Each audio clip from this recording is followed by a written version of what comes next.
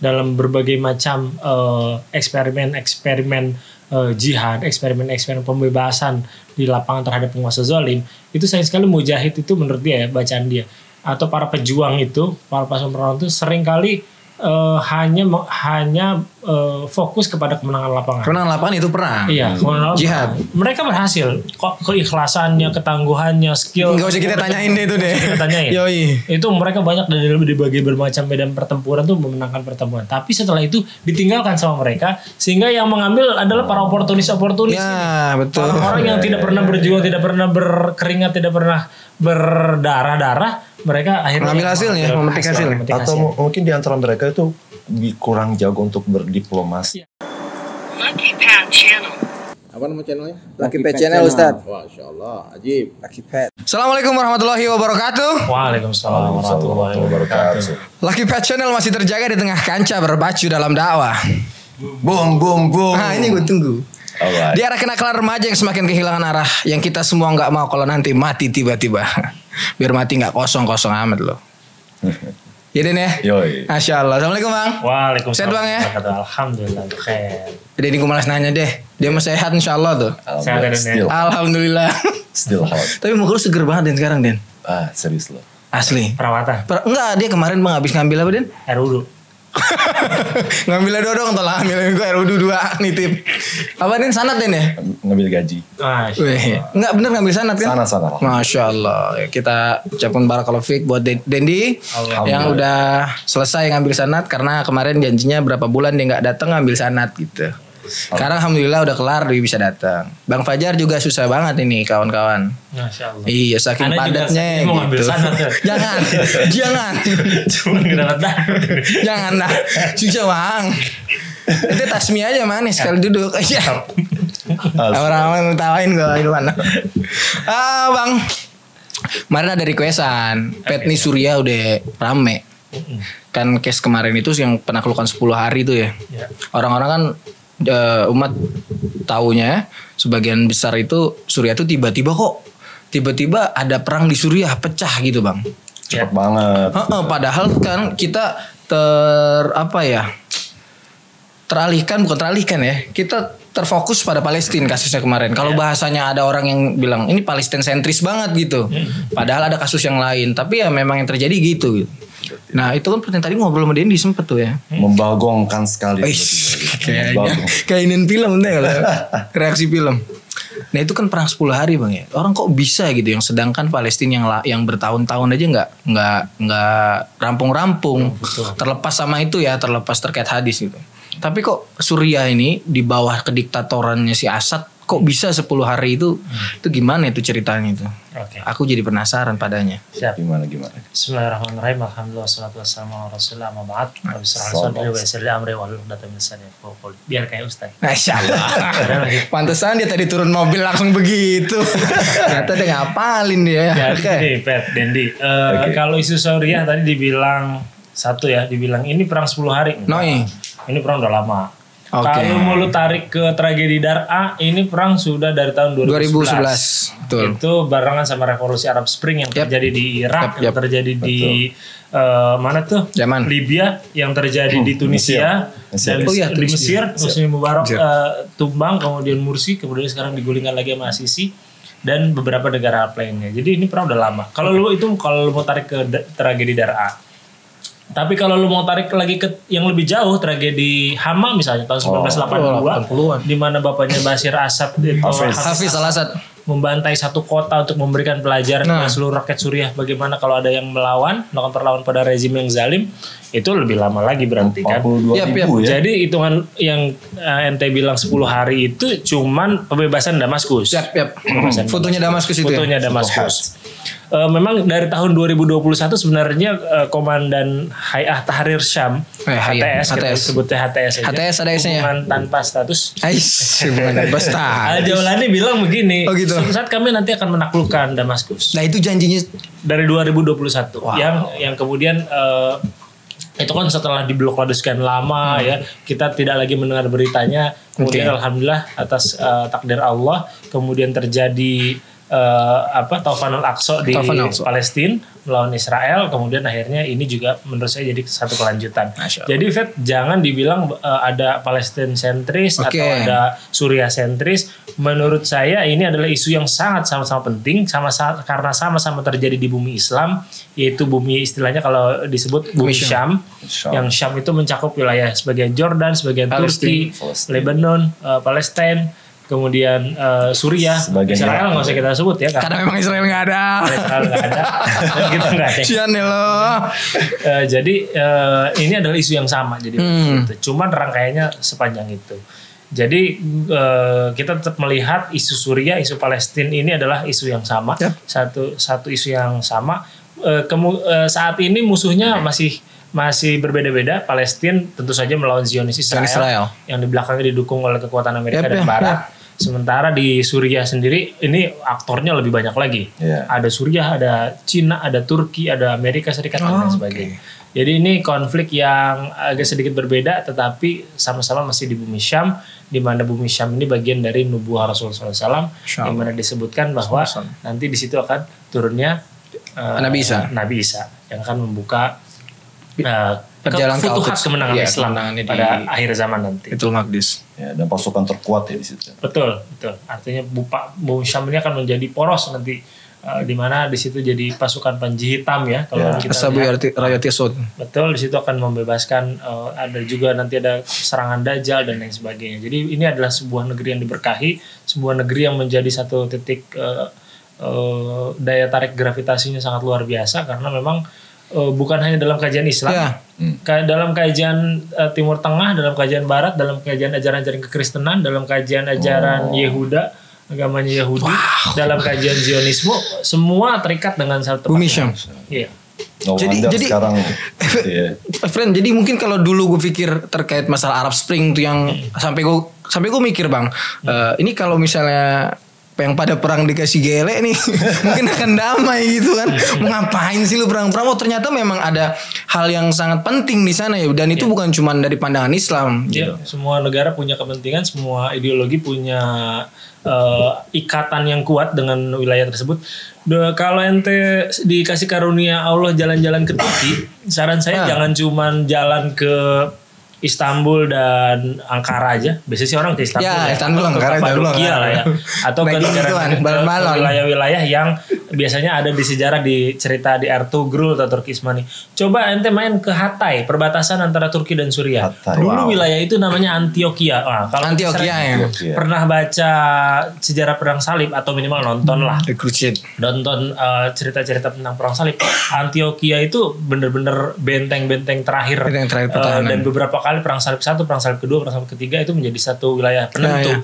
Dan di situ ada sejarah Kristen lama di situ, ada sejarah sejarah agama-agama Yahudi, kemudian ada banyak sekali agama pagan juga di situ yang nilai historisnya sangat tinggi gitu. Dan di wilayah perbatasan Turki Suriah itu sangat luar biasa sih jejak-jejak. Dan itu masih termasuk dalam teritori bumi Syam ya bang? Oh jelas betul. Itu bukannya situs-situs itu sudah pada rusak bang? Gempa kemarin. Ya sebagian ada yang rusak memang di Turki ya. Tapi situs-situs utama masih tetap ada lah dan dipertahankan. Kayak benteng-benteng zaman dulu itu masih tetap berdiri. Ya ada retak-retak sedikit ya. Tetapi memang di sana waktu gempa kemarin itu memang karena wilayah sana bangunan lama. Gitu ya. Saya waktu itu 2017 pernah ada liputan jurnalistik ke sana.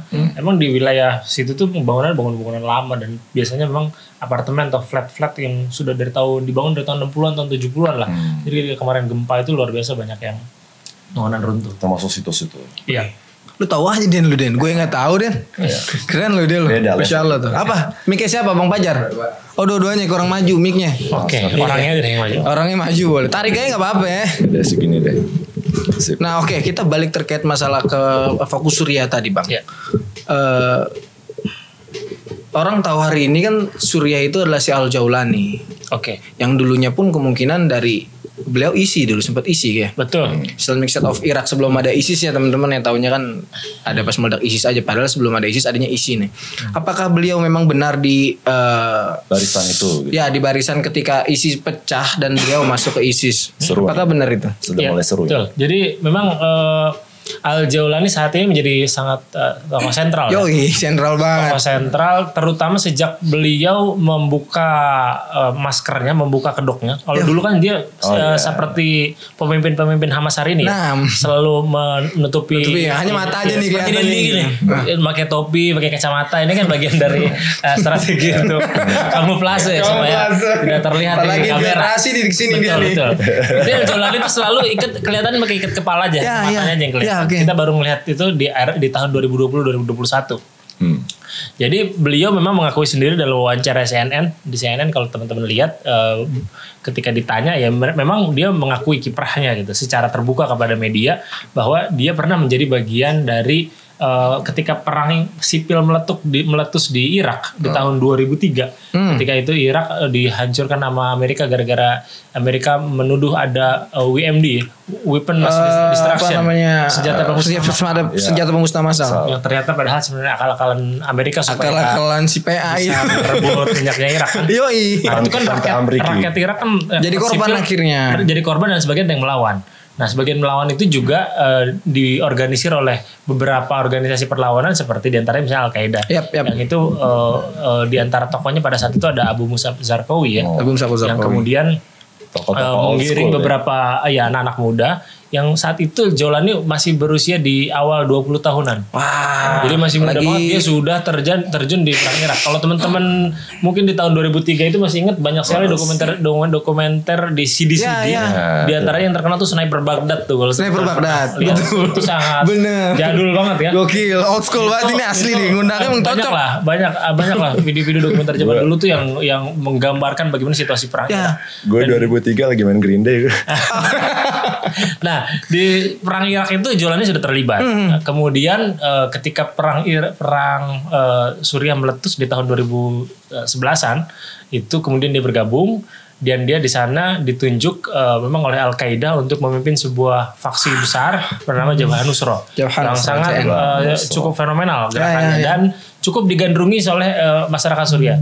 Jadi ketika saya 2017 ke sana itu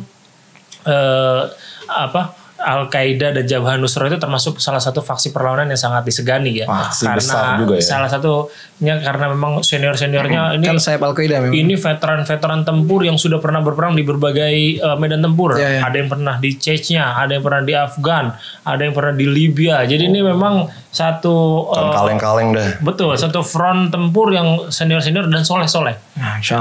Ke iltizamannya kepada syariat dikenal gitu. Jadi Jabhat Nusra ini salah satu yang artinya dihormati lah, disegani oleh faksi-faksi lain seperti selain misalnya Ahrar Syam. Itu salah satu faksi terbesar yang juga didirikan sebenarnya oleh petinggi Al-Qaeda. Tapi kemudian Abu Maria. Kemudian akhirnya juga melebur sekarang menjadi HTS. Nah, Jabhat Nusra sendiri kemudian akhirnya di stigma terorisme sebagai kelompok teroris dan kemudian akhirnya Al-Jaulani kemudian menghitung strategi, mengkalkulasi hitung-hitungan politis dan bagaimana cara dia bisa mengedepankan perjuangan rakyat sipil Suriah ini supaya bisa goal, maka dia dengan pertimbangan strategis kemudian akhirnya melepaskan baiatnya kepada Al-Qaeda. Pada saat itu juga menuai kontroversi dan para tokoh-tokoh itu banyak yang berkomentar dan terus terang terkejut gitu dengan keputusan yang diambil Al-Jaulani. Tetapi hari ini Al-Jaulani kemudian bisa membuktikan bahwa memang apa yang langkah yang diambil sekian tahun sebelumnya itu berbuah sangat manis karena memang tujuan dia itu dia menjadikan faksi-faksi ini hanya sekedar wasilah saja. Tujuannya adalah bagaimana melepaskan belenggu kezaliman dari si Asad tadi ini. Ya, yang sudah menghantui rakyat Suriah sejak lama sehingga dia perlu berkomunikasi dengan banyak pihak. Nah, kalau dia hanya jumut sama kelompoknya dia. Ya, artinya bukan jumut, tapi hanya misalnya dianggap sebagai representasi satu kelompok yang sudah dituding teroris, mungkin dia akan susah bergeraknya. Gitu, mungkin dia juga tidak akan dipercaya. Mungkin teman-temannya akan takut. Terbatas. Mungkin teman-temannya akan takut. Orangnya akan, ini udah dihargai 10 juta dolar. Dihargai 10 juta dolar. Kepalanya dihargain 10 juta dolar. Wow. Nah, sekarang kemudian ketika setelah berhasil menyatukan faksi-faksi yang ada, hari ini label itu udah dihilangkan oleh Amerika. Jadi Al-Jaulani dengan sangat gemilang bisa menyampaikan kepada kita, cara untuk menghilangkan label teroris itu bukan selalu ikut maunya apa kata orang yang berkuasa, tetapi juga dengan komitmen terhadap perjuangan di bawah Panji La ilaha illallah. Saya kira perjuangannya berhasil. Wow, subhanallah. Manuvernya luar biasa ya. Itu sempat dibaca tuh ada juga ucapan tahniyah dari Syekh Al-Muhaisini kalau nggak salah saat itu ya. Ketika ketika Futuh Damaskus. Syekh Al-Muhaisini ini salah satu sahabat dekat sama Al-Jawlani. Saya termasuk pernah menjumpai beliau secara langsung di Idlib. Syekh Al-Muhaisini beliau asal Saudi ya, dan cukup intens. Beliau dari dulu tuh kalau ini mobilnya selalu pakai Pajero Sport. Warna putih biasanya. Toyota memang luar biasa. Pajero bro. Terus di kamuflase pakai lumpur, pegangannya kemana-mana bawa BB AK tapi yang kecil. Yoi BB AK. Itu kesenangannya orang-orang Saudi itu karena ininya recoilnya lebih kecil dibandingkan yang gede. Ya saya mau sini tuh pernah guyonan gitu. Ini dalam kisah yang diceritakan sangat masyhur gitu dalam satu ini ya, Al-Jawlani bilang ya mungkin bro kali gitu ya. Sama. Bahasa kita gitu. Suatu saat nanti kita akan sholat di Masjid Umayyah. Bani Umayyah. Saya sudah menyiapkan mimbar saya untuk berpidato di sana. Allah. Itu saya mau sini waktu itu komentarnya optimis sekali Anda gitu kan. Ya, kita akan buktikan nanti. Ternyata Al-Jawlani berhasil menepati janjinya pada saya mau sini itu. Tahun 2024 ini sangat luar biasa kekagumannya ya. Dan banyak tokoh-tokoh lain juga yang menyatakan bagaimana kemampuan Al-Jawlani yang cukup pandai baik dalam mengelola manajemen ribuan orang, puluhan faksi itu bukan pekerjaan yang mudah. Waduh, satu faksi aja kadang kalau ketika agak tegas bubar jalan. Betul. Ini baru faksi belum negara-negara. Nanti kita bicara hubungan internasional. Jawlani mau manage negara-negara itu gak kalah menarik. Jadi ini sosok yang spesial lah, nama aslinya Ahmad Asyara. Dan yang menarik Al-Jawlani itu kan putra asli Suriah, karena dia Al-Jawlani itu orang Golan. Dataran tinggi Golan. Ya.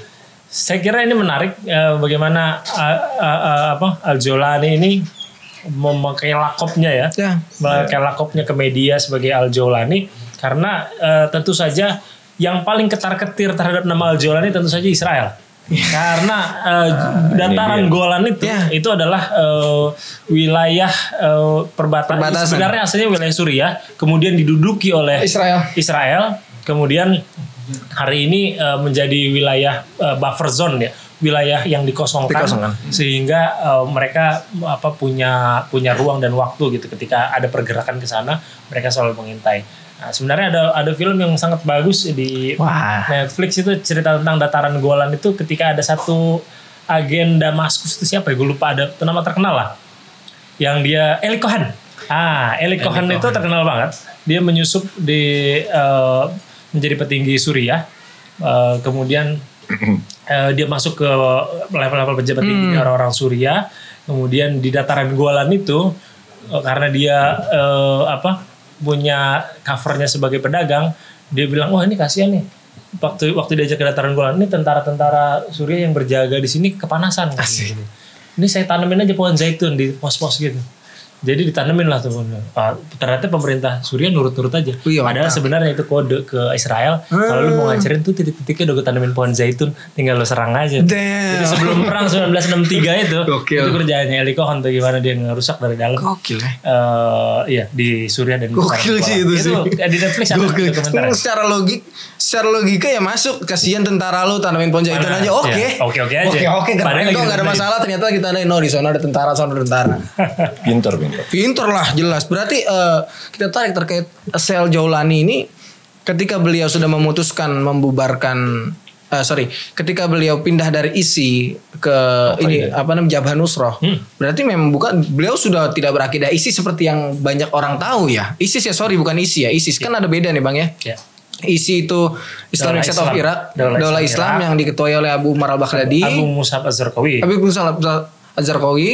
Lalu ketika itu di perang 2011 pecah Suriah, baru tumbuhlah ISIS itu ya. Iya. Saya lupa ya deklarasi ISIS itu tahun berapa ya tepatnya ya. Tahun berapa? Kemungkinan di atas tahun 2010 lah ya. Di atas tahun 2000 setelah lepas konflik dan gak jauh dari lepas konflik. di Suriah itu di atas tahun 2011 kemudian mendeklarasikan diri. Jadi memang sebenarnya sebagian Irak di alumni ISI itu memang punya pemahaman yang agak keras. Agak keras itu maksudnya agak takfiri. Agak kenceng lah ya. Iya. Tetapi kalau kita melihat latar belakang orang-orangnya, latar belakang ajaran-ajarannya gitu ya kita bisa mafhum. Tapi ketika sudah dideklarasikan menjadi sebuah daulah yang bernama ISIS, ini memang sudah menjadi satu macam elemen yang lain yang berbahaya karena dia selain dia juga punya paham takfir yang mengkafirkan kelompok lain, dia juga menggembosi faksi-faksi perlawanan bukan hanya di Suriah, dimanapun orang itu berada lah, paham itu berada. Ya, di Suriah misalnya dia bukan hanya mengkafirkan ya, tapi udah memerangi juga. Ya, mengebom bahkan, mengebom markas-markas kelompok perlawanan gitu. Itu di Suriah seperti itu. Di Indonesia juga ada ya, meskipun ada. Ya karena meskipun masih malu-malu. Meskipun sebagian malu-malu. Ya, minimal selain mengkafirkan tetapi mengkafirkan suaminya kemudian akhirnya istrinya dibawa gitu, dinikahin, bokis banget, kampret. Itu kan ada juga ya kayak begitu ya. Jadi ada. Ya kelompok ini sangat luar biasa berbahaya dari sisi ajarannya, pandangannya. Dan bermasyarakat emang nggak cocok emang. Iya betul. Dan ini entitas yang berbeda antara ISI dan ISIS. Jadi Al-Jawlani memang pernah di ISI gitu, pernah di sana, tetapi tidak semua pernah di ISIS. Tidak semua ya. Tidak pernah yang pasti Al-Jawlani nggak pernah di ISIS kan. Betul. Gitu. Karena ada JN, sedangkan ISIS juga memerangi Jabhat Nusra ini kan. Betul. That's right. Correct. Clear ya. 2014 ya mereka deklarasikan. Yeah. Oh ya, akhirnya terquote buku 40 ulama jihad menolak khilafah ala ISIS ya, betul. Karena terlalu prematur juga sih. Aneh emang.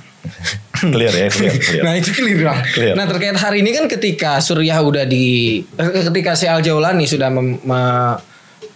memimpin Suriah mencoba menyatukan puzzle lagi gitu. Ini ada 3 kelompok yang termasuk ISIS tadi masih ada di sana yang mengomentari bahwa Al-Jawlani ya tidak cocok di sana, atau Hizbut Tahrir yang mengatakan bahwa si Al-Jawlani seharusnya tidak memakai hukum apa yang akan dia tegakkan, tapi memakai hukum yang kami bawa gitu. Hukum yang kami bawa ya. Yaitu khilafah gitu. Khilafah gitu. Nah, yang satu lagi adalah yang mengomentari bahwa tidak ada jihad di Suriah. Tidak ada jihad syar'i di Suriah, tapi yang ada hanya pemberontakan terhadap pemerintah yang sah. Biasanya ini dari orang Salafi ya. Jadi kalau Anda lihat, kalau mereka mengatakan bahwa Suriah ini adalah sebuah pemberontakan terhadap pemerintahan yang sah. Berarti kan orang yang memberontak ini bukanlah pejuang, bukan mujahidin, tapi ya pemberontak begitu. Ya kalau stigma dikatakan teroris atau dia khawarij, ya biasanya mereka memakai dalih itu. Klaim-klaim label-label itu terkait pejuang-pejuang yang bertolak belakang sama mereka gitu. Kecuali mungkin kalau kita tarik kembali ke kasus Mursi, ketika kita lihat Asisi mengkudeta Mursi, yang membantu ini kan orang-orang dari Partai An-Nur, dan itu Salafi juga. Betul begitu bang. Dan menurut abang nih gimana nih bang? Gue jadi serius banget ini. Pemberontak itu kan kalau kalah, kalau menang jadi ulil amri kan. Wow. That's the point is.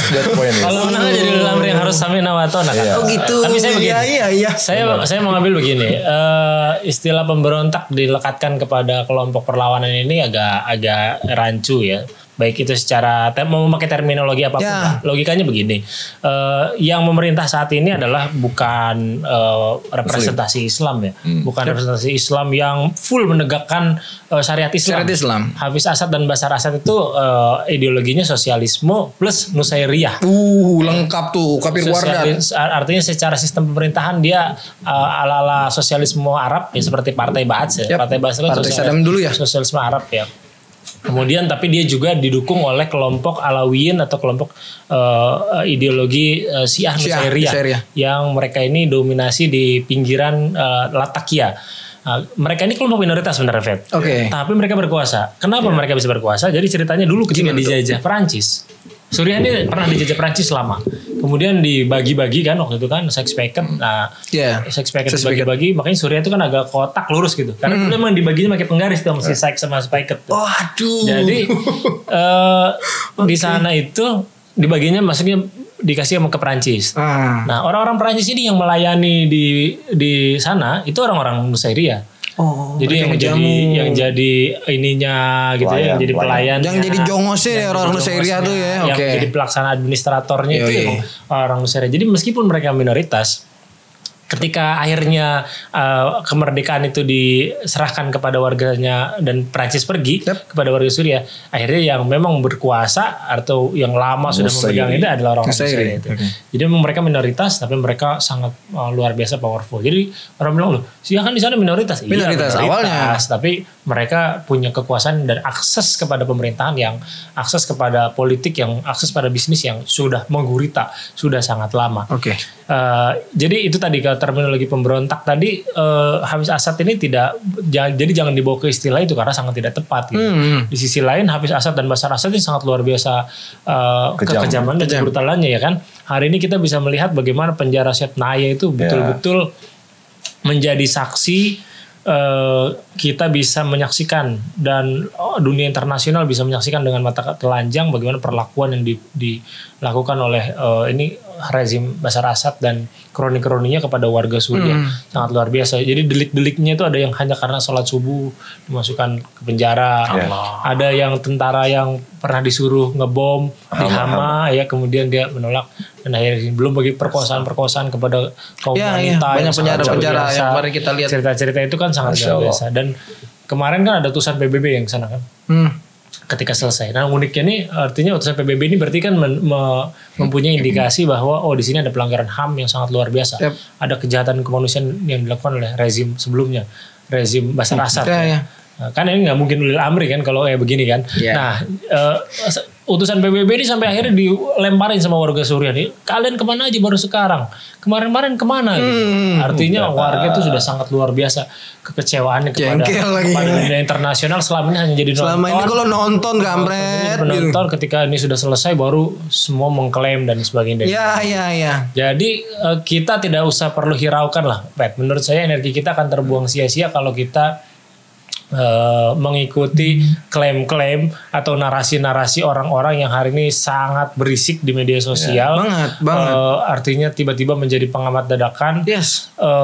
Tidak bersusah payah, tidak pernah punya daya dan upaya dalam upaya membebaskan rakyat Suriah dari belenggu kekejaman Bashar Assad. Tiba-tiba ketika sudah dipucuk dia menunggu gitu ya. Nunggu ininya ikut untuk menggunting pita. Ini kan sangat-sangat pandangannya sangat. Lu siapa ya kira-kira lu siapa? Nah, itu mungkin kalau misalnya mereka hanya minta di ujung, tapi kan berita yang kita dapat ketika dalam perjuangan tersebut kemarin-kemarin kan faksi-faksi tersebut mengatakan menghina mujahidin gitu loh. Ya kan, pejuang-pejuang ini kan dihina, mereka akidahnya tidak benar, mereka bla bla bla bla. Orang luar kan? Ya, faksi-faksi tadi. Ya, kebanyakan sebenarnya yang menghina itu orang luar. Kalau warga sipil dukungannya sangat biasa. Ketika saya pernah liputan di dalam ya, dukungan warga Suriah ya dulu dan hari ini itu menurut saya semakin bertambah kecintaannya dan kebanggaannya kepada kelompok perlawanan seperti HTS ini. Karena HTS ini jangan dikira hari ini anak kemarin sore gitu.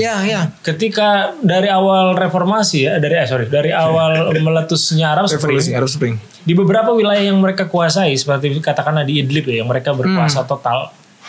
Itu mereka sudah menjalankan pemerintahan dalam skala mikro. Minimal dalam tingkat provinsi. Jadi di situ sudah ada gubernurnya siapa, pemimpinnya ini siapa, kemudian yang mengawasi aktivitas pasar siapa, yang ya meskipun di pasar ada orang berantem ya, ada tim sebahnya ya, ada gitu. Dan itu orang-orang berselisih ada. Muhammad Bashir sekarang itu Perdana Menteri yang ada di Idlib itu katanya. Ya betul. Dia sudah. Jadi artinya ini bukan tiba-tiba kemarin sore perang 10 hari terus menang. Terus kemudian bakal kebingungan ketika bahasanya kan narasinya kan gitu kan. Iya, jadi ini udah orang-orang yang sudah lama, orang-orang yang sudah pernah mengelola negara, orang-orang yang juga dicintai rakyat, orang-orang yang mengenal siapa yang dipimpinnya, sehingga mereka juga sangat dicintai. Kemarin tuh ketika ada demo, kan ada tuh segelintir orang sekuler. Ini kita nggak usah abain pikiran orang luar ya. Orang luar sudah kan mau komentar apa itu terserah. Lu deh. Kita lihat yang orang di dalam nih. Di dalam ada beberapa kelompok sekuler yang mencoba untuk mengambil katakanlah narasi. Ayo dong, kita ke Suriah ini bisa lebih demokratis, jangan dibawa ke Islam gitu. Itu akhirnya besoknya demo balasan bagaimana dukungan rakyat sipil itu sangat luar biasa banyak, puluhan ribu orang datang ke kota-kota dan slogannya tuh menarik gitu. Siapa yang membebaskan, dia yang menentukan. Siapa yang membuka, dia yang menentukan. Siapa yang berjuang, dia yang menentukan. Jadi artinya mereka rakyat Suriah sendiri juga sudah punya kesadaran. Bukan orang-orang yang nggak tahu diri. Siapa yang membebaskan mereka itu tahu mereka. Iya benar. Mereka bukan kacang lupa kulitnya, Den. All majority itu katanya rakyat Suriah awam deh. Benar. Kalau soal awam, iya betul. Ya. Jadi kebanyakan dari mereka tadi karena di bawah penjajahan yang sangat lama, penjajahan Perancis, dijauhkan dari agama, bahasa-bahasa di bahasa-bahasa nama-nama jalan di kota-kota besar seperti di Damaskus itu banyak bahasa Perancis. Kalau kita bandingkan gitu dan lain sebagainya. Oh gitu bahasanya. Karena Perancis masih sangat tinggi. Nah, penduduknya juga banyak yang dijauhkan dari agama. Jadi jangan salah, sebagian faksi-faksi pejuang itu masih banyak yang pada ngerokok, badannya tatoan. Itu sebuah hal yang kita bisa maklumi karena mereka disekulerkan dan dijauhkan dari agama sejak lama. Bayangin orang nggak sholat subuh, anak muda sholat subuh itu ditangkap. Yang boleh sholat subuh itu kalau lu udah kongkong umur 60 tahun. Jadi kalau di sini di musola kita lihat gonggong semua. Damaskus sudah itu. Aleppo udah itu. Ya. Besok kita punya sandi baru Jis kalau ke masjid subuh-subuh Jis. Itu udah Damaskus. Kita di Aleppo nih. Di Aleppo. Begitu sih, itu aki-aki semua. Karena anak mudanya kalau sholat subuh itu ditangkap. Oke, menarik nih. Beda sama Ahlul Ghaza, kan Ahlul Ghaza kan Ahlul Ghaza ikatannya Al-Quran tuh dari sejak muda sangat kuat. Ya memang ada inilah.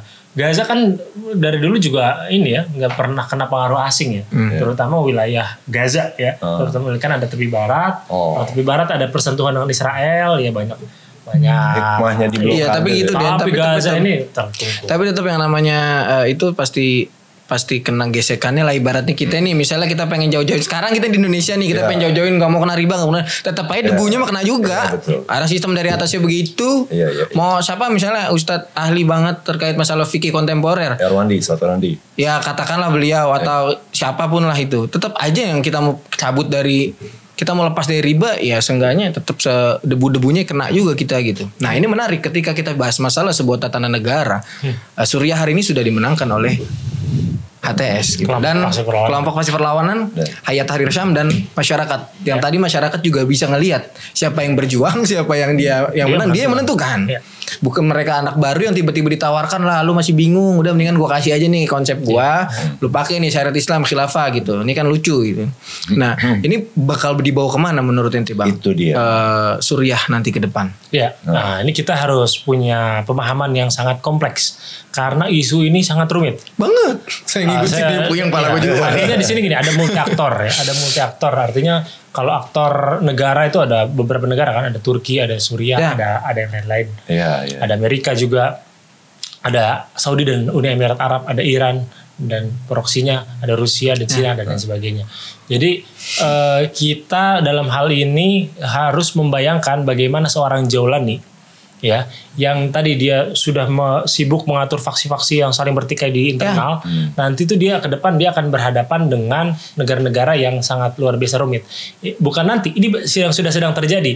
Dia itu sama Rusia hari ini menarik nih dengan Rusia. Jadi di Suriah itu ada 2 pangkalan militer. Iya, yang satu punya Amerika, itu punya Rusia. Punya Rusia dua-duanya. Dua-duanya punya Rusia. Satu pangkalan udara di Humaimah. Yang satu pangkalan angkatan laut di Tartus. Kalau pernah dengar Abu Bakar Tartus ya.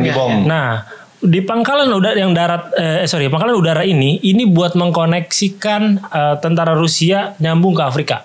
Pintunya ke situ. Sementara yang di Tartus ini untuk menyambungkan angkatan laut Rusia ke wilayah Laut Mediterania karena di Laut Hitam itu tidak boleh ada perairan kapal-kapal besar atau kapal-kapal perang.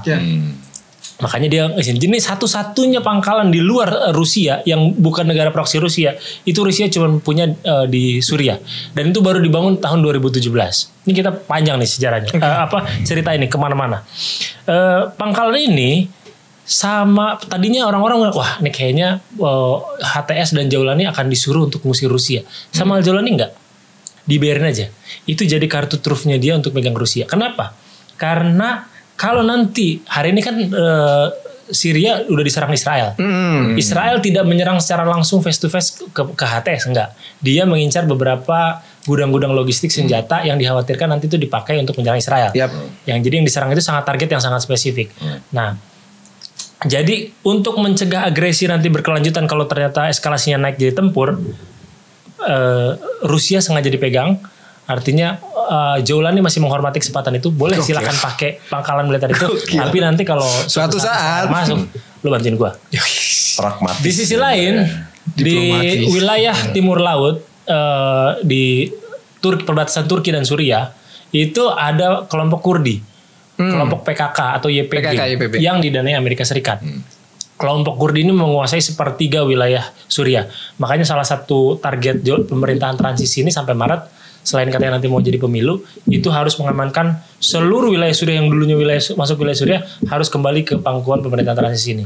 Jadi kalau mereka melawan pasti akan dihajar tuh sama HTS. Pasti akan dilawan kelompok Kurdi ini. Nah kalau ternyata Amerika masuk, selama ini kan dipasok senjatanya sama Amerika. Nah di situ ada Rusia. Ya kartu trufnya dipegang juga sama Jolani. Pangkalan 2 tadi. Gitu. Jadi posisi Rusia ini, meskipun dulu Rusia itu membantu Asad untuk membantai kaum muslimin di Suriah. Pangkalan militer itu baru ada tuh tahun 2017.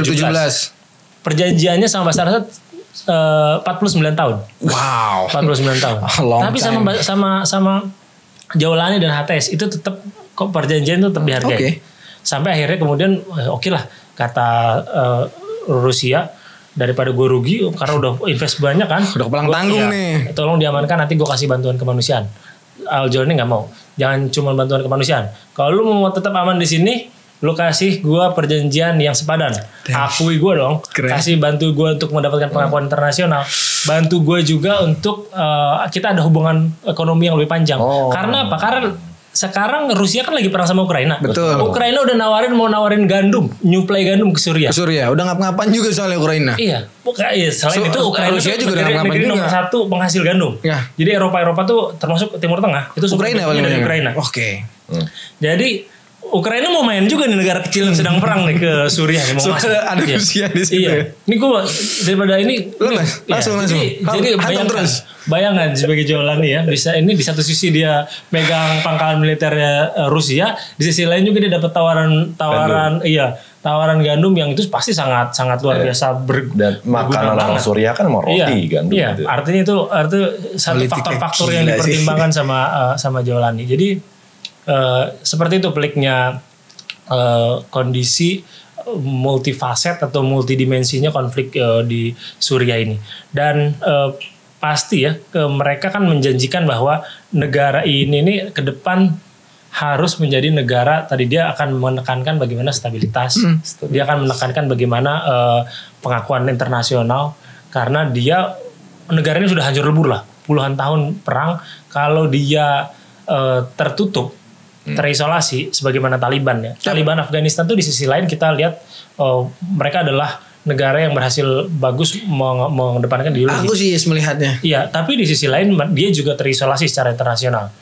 Yang dukung itu cuma Pakistan dan beberapa negara Arab ya, seperti Qatar mungkin. Oke. Nah, Suriah mungkin akan lebih fleksibel. Dia tidak akan sekaku Afghanistan. Dia akan melihat bahwa syariat Islam itu tetap penting, karena dia juga tahu Jolani itu disupport dan dikawal oleh banyak ulama, tetapi mungkin tidak akan dalam bentuk yang seperti Afghanistan, seperti Imam Suriah gitu ya.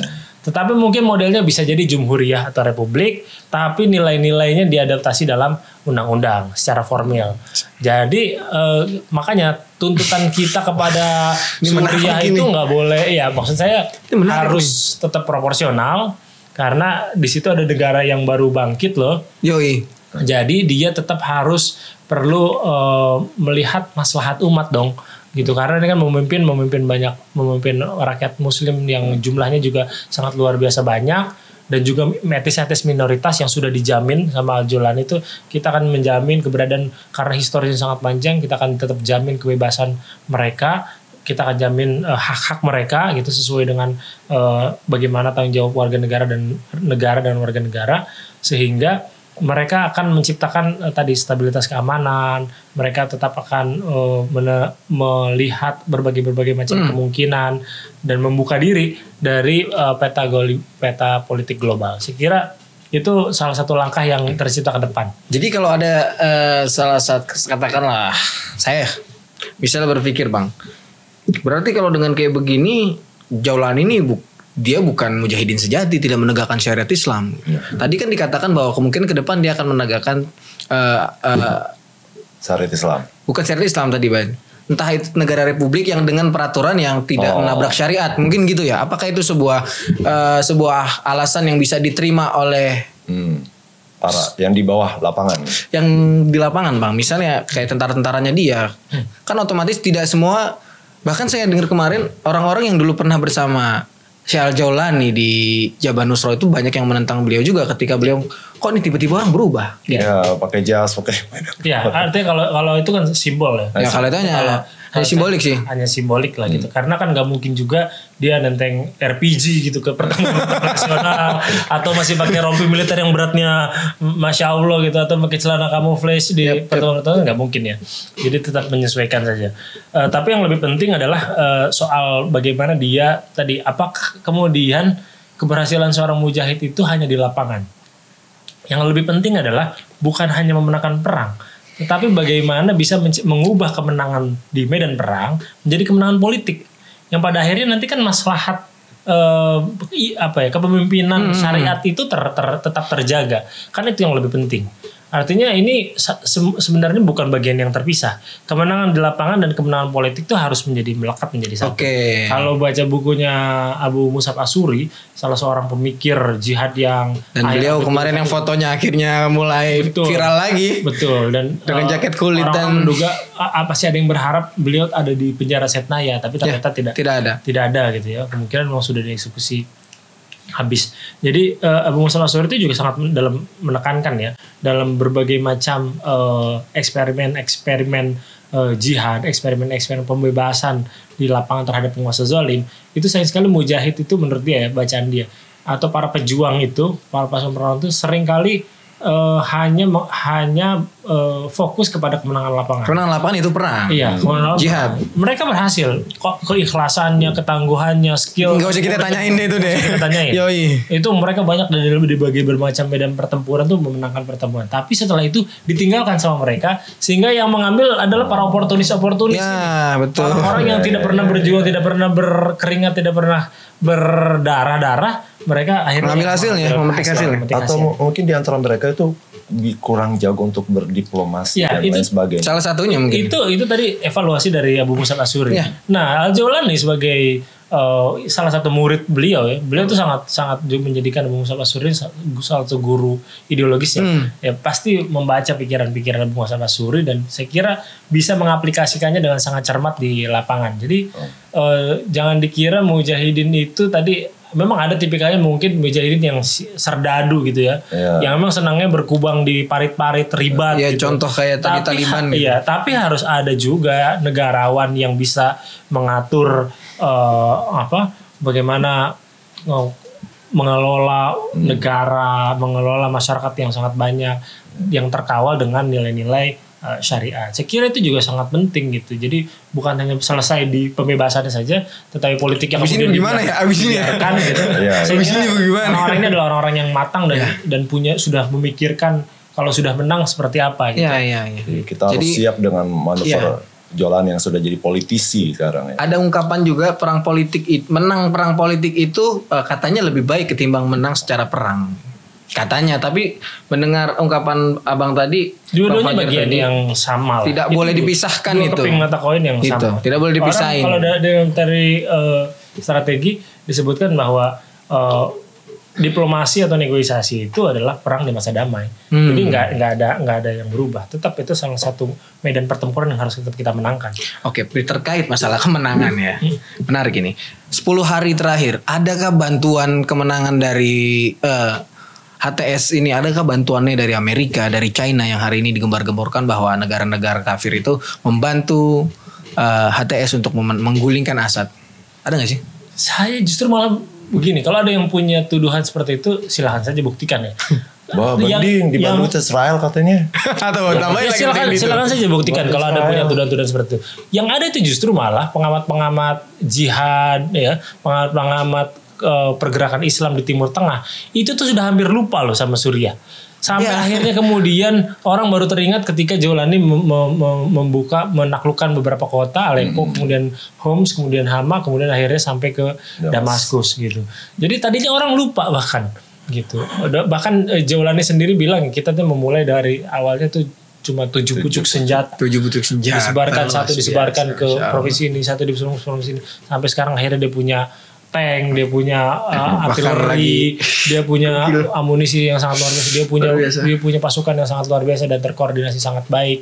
Nah itu saya kira kalau dia yang punya tuduhan-tuduhan seperti itu ya harap dibuktikan saja gitu. Kalau sebab itu tuduhan yang sangat berat ya, tuduhan yang sangat berat menuduh pejuang disusupi dengan kepentingan macam-macam. Kalau kita nggak punya data, saya kira lebih baik menahan diri. Sebab kita lihat bahwa orang-orang ini adalah orang-orang yang sudah lama, bukan orang baru. Kemudian mereka paham betul sekali medan, dan ini juga didukung yang tidak kalah penting adalah kemampuan intelijen yang sangat luar biasa. Itu penting banget itu. Jadi selama ini perjuangan yang panjang itu kan mereka lelah bertikai sesama kawan sendiri. Dan juga minim koordinasi. Artinya kalau memang peralatan segala macam jauh lah mereka kalah. Tapi koordinasi tempur itu sangat penting. Mereka tuh di lapangan tuh ya yang pernah saya lihat gitu, itu banyak tentara-tentara masih anak-anak muda masih 15 tahun, belum matang banget ya. Iya, ada juga ya mungkin masih anak muda lah gitu, banyak muda. Nah, darahnya masih panas banget itu. Sekarang saya kira yang menjadi fokus Jawlani dalam beberapa tahun terakhir sebelum foto Damaskus ini adalah bagaimana mereka melatih koordinasi. Jadi tentara itu memang harus seperti tentara profesional. Ya kayak kita lihat hari ini di Indonesia gitu katanya. Berhentinya di Bekasi. Ya berhenti di Bekasi. Jangan sampai ke Cakung. Ya kalau sampai ke Cakung udah pasti tenaga habis, logistik habis. Ya. Mungkin dulu tenaga habis sama hal-hal semacam itu. Bisa. Gitu. Meskipun sebenarnya rakyat Suriah itu lebih punya kepekaan militer yang lebih bagus ya, karena mereka kan ada Wamil. Uji militer ya. Iya. Di kita adanya apa? Itu Warmindo gitu. Nggak ada banyak yang bela negara gitu. Jadi bela negara. Artinya blon-blonnya mereka masih bisa Menwa Pramuka. Iya, masih bisa pegang senjata lah. Masih bisa fisiknya agak lumayan lah gitu. Nah, ini yang mungkin jadi asupan terakhir kita. Ini yang banyak banget yang ngangkat materi ini. Jadi setelah hari ini sudah kita sampai di puncak penaklukan ini Damaskus, tiba-tiba ada video yang pernah gue tonton bang, dia itu ada ungkapan dari salah satu katanya perwakilan dari Hayat Tahrir Syam, bahkan ada Syekh Al-Jawlani juga yang mengatakan bahwa kami tidak melakukan peperangan dengan Israel. Yang ini yang kita baru lihat tuh Jawlani kan, lu dengerin statement sendiri, bahkan kita itu harus menghukumi orang dari zohirnya gitu. Lihat tuh dia nggak mau nyerang Israel kan, berarti jelas bahwa Israel adalah membantu HTS sebenarnya untuk menemukan Assad. Ya. Bahkan kemarin yang aneh tonton itu ada salah seorang jurnalis juga yang dia memang mengatakan bahwa ya kita lihat mereka tidak konfrontasi dengan Israel, tapi justru yang konfrontasi dengan Israel adalah Lebanon dan Iran. Gitu. Ini kan kok lucu juga sih. Tiba-tiba ada yang bilang kalau mereka tidak mau berperang dengan Israel. Menurut pandangan Bang Fajar Sadikov gimana? Ya, sangat terlalu memaksakan diri ya kalau tiba-tiba ada anak baru lahir kemudian disuruh berlari atau disuruh ikut lomba balap karung, itu kan kita memaksakan sesuatu kepada tidak pada kemampuannya. Jadi kita harus paham dulu bahwa rakyat Suriah ini baru merdeka setelah sekian panjang penderitaannya, kemudian dia masih tetap butuh di dalam tuh kan banyak sektor-sektor yang harus dirapihin. Belum lagi perbaikan infrastruktur, belum lagi kepercayaan dan dukungan masyarakat pada kelompok perlawanan ini juga harus betul-betul solid. Meskipun sekarang sudah ada tren yang sangat bagus gitu, kepercayaan itu ada, tapi kan tetap harus dipupuk dan dibuktikan dengan layanan publik nanti yang baik. Harus ada pelayanan publik dan pelayanan kemasyarakatan yang harus terbukti bisa memang pemerintahannya HTS ini menjalankan pemerintahan yang betul-betul baik lah gitu, good governance lah istilahnya gitu. Jadi mereka sebenarnya harus tantangan utama itu harus dari dalam dulu kan, perbaiki diri. Kalau ada tantangan eksternal, dugaan saya dan bacaan saya dari para analis itu sebenarnya yang memungkinkan untuk mengancam Suriah secara signifikan itu kemungkinan besar malah kelompok ISIS yang akan mengganggu ini karena pernah ada sejarah pernah ada kisah sebelumnya. Dan belum lama ini saya baca berita ada kelompok ISIS ini menyerang masjid menyerang fasilitas inilah pemerintah lah gitu ya, menyerang tentara yang hari ini kelompok perlawanan lah yang berjaga. Betul, yang berjaga. Jadi ini sudah menjadi ancaman yang berbahaya bagi internal di masyarakat Suriah. Nah, adapun dengan Israel ya saya kira tadi kenapa kita harus buru-buru menyuruh kelompok berebut pindah. Baru buat pindah nih orang nih, mana sih kamera A2 doang ya, baru pindah. Ya, kenapa kita harus membebankan tugas itu kepada rakyat Syam yang baru saja merdeka? Sementara kalau kita ngaca ke diri kita sendiri, nilai perdagangan senjata Indonesia dan Israel itu $11 juta loh. Wah. Iya, kenapa nggak tunjuk diri sendiri? Nilai padahal nggak punya hubungan diplomatik loh kita. Nggak punya. Setelah Gus Dur, cuma Gus Dur aja dulu kan yang buka hubungan diplomatik sama itu Israel kan? Iya betul. Artinya secara ini ya, artinya kalau mau menunjukkan perlawanan kita kepada Israel gitu ya, nggak usah nunjuk hidung orang, nunjuk hidung sendiri bisa nggak tuh? Coba dihentikan dulu tuh. Lobby lah Pak Prabowo jangan beli senjata dari Israel. Artinya logika kita ini jangan kejauhan gitu, bahwa di dalam nubuah itu ada betul. Ini Syam ini kunci untuk perebutan Damaskus. Di dalam sejarah narasi-narasi sejarah betul Salahuddin Al-Ayyubi, Umar bin Khattab itu sebelum menaklukkan Al-Quds Yerusalem itu mereka perang kemari perang ke sini, perang sini. Mereka menaklukkan Damaskus dulu, kemudian camp di sana baru karena emang secara posisi alurnya begitu gitu. Alurnya ke situ secara strategi dan lain sebagainya. Trayek. Tapi kan tidak harus sekarang, betul kan? Jadi tadi daripada menunjukin terus mau orang, kapan kalau nggak sekarang, Bang? Ceritanya gue yang gini. Terus mau kapan kalau nggak sekarang? Ya, saya kira kita kembali pertanyaan itu ke diri kita sendiri aja. Emang kita udah siap hari ini? Gitu. Emang apa yang kita kerjakan hari ini itu ada nih proyek kita untuk ke Syam tuh udah ada, cobalah kita ngaca diri kita sendiri. Maksud saya gitu loh, sebelum kita menuduh ke orang lain, ngasih PR yang berat-berat ke orang lain, kita coba ngaca kita sendiri. Kalau kita sendiri memang sudah ada on the track ya, alhamdulillah tinggal istiqomah lanjutkan. Ya udah istiqomah aja gitu ya, sampai Allah yang buat kasih keputusan nih begitu. Betul. Tapi kalau orang nyuruh orang buru-buru lagi, mending kalau bayar kan. Ini kan Jis, tolong beliin ini Jis. Iya Mas, ntar karangnya buru-buru. Lah, nah itu kan lu siapa sih? Orang jadi lucu kan. Itu logikanya nggak masuk, nggak bisa. Bener. Bisa diterima. Nggak ada adab ya berarti ya, gitu ya. Nah, orang minta tolong tuh pelan-pelan, kalau orang kagak mau ntar. Pakai adab lah. Ntar dulu Pet ayo keluar nongkrong. Tadi dulu gue baru pindah. Ya elah baru juga pindah. Ayo buruan sekarang nongkrong.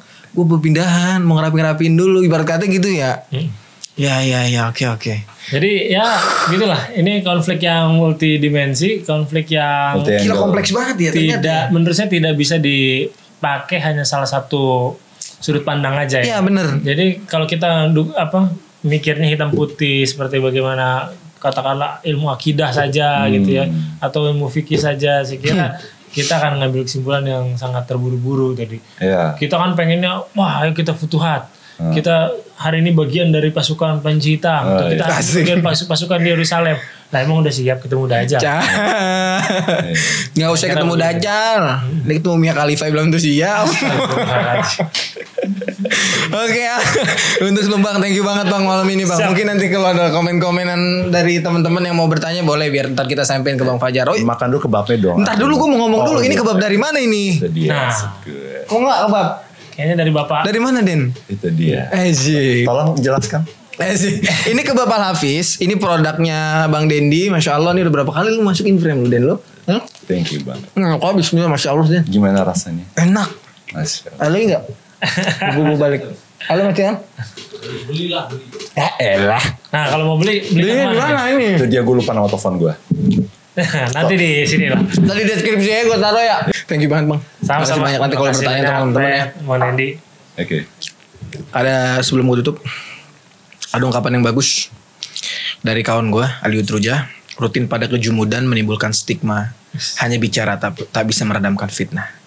Masyaallah. Jadi memang harus berpikir tuh luas kayak Bapak tadi bilang dari berbagai sisi supaya kita nggak kosong-kosong amat. Jangan lupa literasi, baca buku adalah pembuka dunia. Jangan lupa like, comment, dan subscribe GoFed, Fajar Sedikov, Denny Maristia, Lucky Pet Channel. Undur diri. Barakallahu fiik. Peace out. Assalamualaikum warahmatullahi wabarakatuh. Waalaikumsalam warahmatullahi wabarakatuh.